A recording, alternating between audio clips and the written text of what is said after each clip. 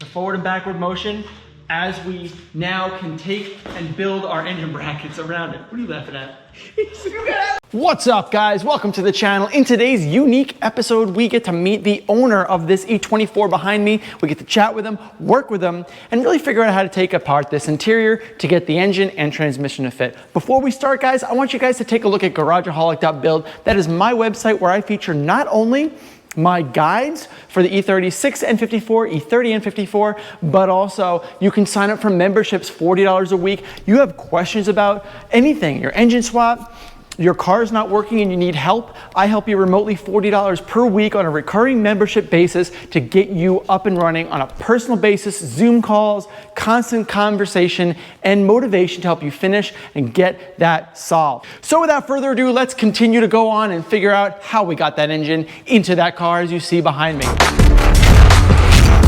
We got Z, we got Charlie, and we are gonna be putting an LT1 into an E24. Today we're gonna be working on freeing up the transmission tunnel. Got to get that center console out, got to start cutting that tunnel out and really start making room to get this to sit higher because that transmission is hitting up against the top of the tunnel and that is not good. So we need to bring everything up a little bit, get the clearance we need, and then we can start working on getting our brackets made for both the engine side and the transmission side.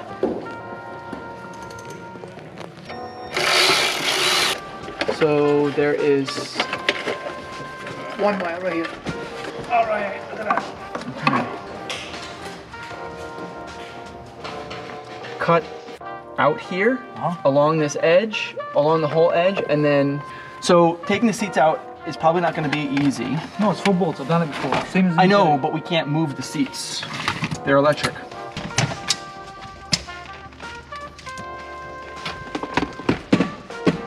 Hold on to your butts.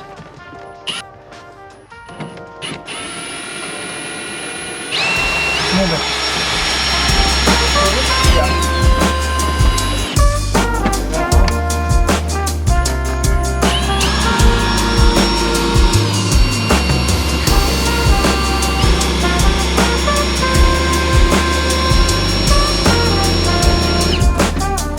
Okay, why don't you work on that?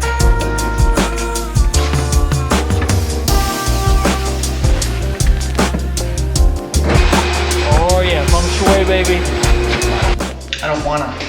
I don't know if I wanna, by today, get the engine with the car up in the air. I'm okay if we don't do that as long as we have the car lowered just enough so that I know that the transmission is going to fit in the tunnel without having any interferences. I think that would be a really good goal. What we wanna do is basically cut along the sides and then raise the tunnel up just about 3/4 of an inch to an inch, and then weld a new set of steel plates on the side that help to reinforce it.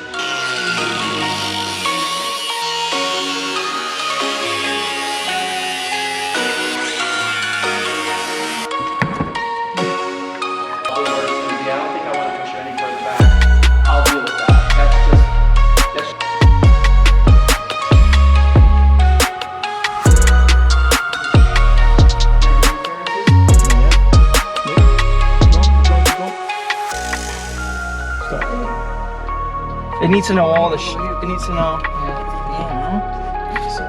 So obviously banging this out, so it's actually going to bring the walls near it in because it stretches. So now when I lift up the car, the subframe will keep the engine on. This smells pretty good.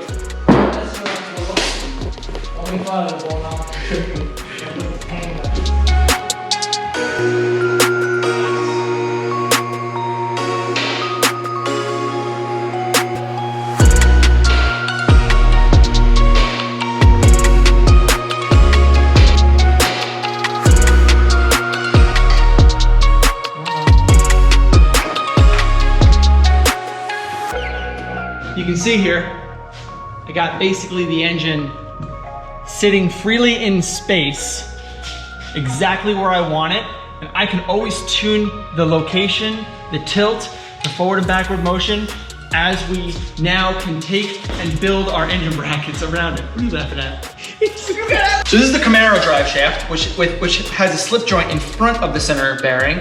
Both of these would need to be shortened no matter what I go with. This is a much smaller guibo, much larger guibo, so we definitely need the front half to match up with the front output shaft of the TR6060. And of course the rear, looks like the Kamell ended up using a guibo installation on the back end near the differential, which won't work for the medium case differential on the 6 series. So we're gonna need to basically take this drive shaft as the principal drive shaft, shorten it.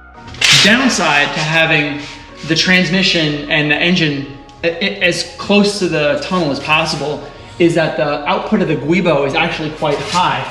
So we might actually need to go like this and lower that so that the guibo face is square with the front half of the drive shaft as it's coming in.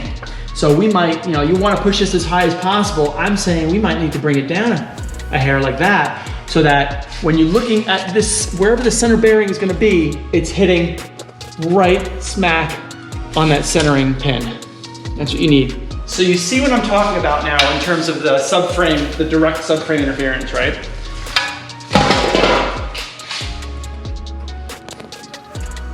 So this is where like the oil pan is gonna sit, right? It's gonna make a little happy place for the oil pan.